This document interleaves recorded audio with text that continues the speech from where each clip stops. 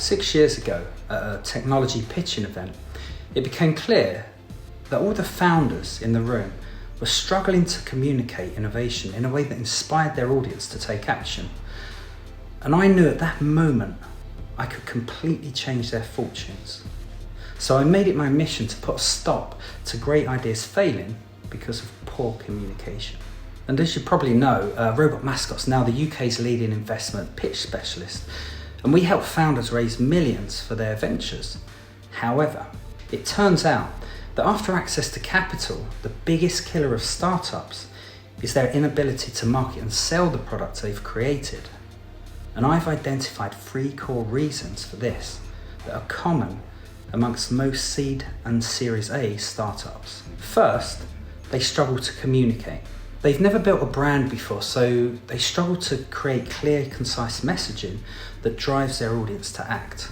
They've often created something new with a level of complexity, and it's hard to package and articulate, and it's even harder to create an emotional connection with their audience.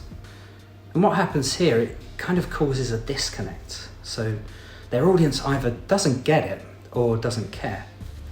And this happens because the founder and their audience aren't motivated by the same things. So they're speaking a different language. Second, they've only got one shot.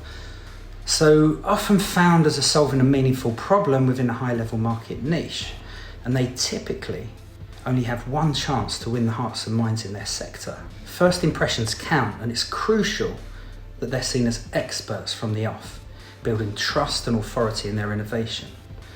And I found that too often startups are shot down before they've even had a chance to launch successfully.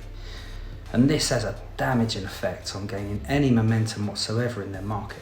Finally, their current brand is slowing them down. So they've got what I call a pre-brand, which is great for gaining initial market traction, but it's not great when it comes to scaling. They've got used to developing their brand using shortcuts, often in-house, but now they've got an asset deficiency.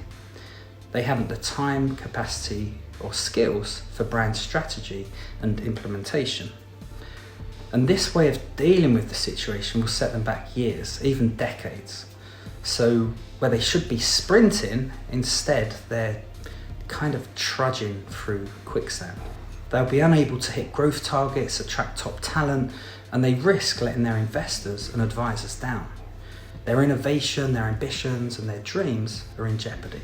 And when this happens, founders are at huge risk of failing to realise what they set out to do, and their brand will be forgotten before it was even given a chance of success. You can learn more about building an irresistible brand by listening to my Art and Communication podcast. You'll find it on iTunes, Spotify, and Apple Podcasts. If you'd like to see how your brand shapes up, check out my Irresistible Brand Scorecard.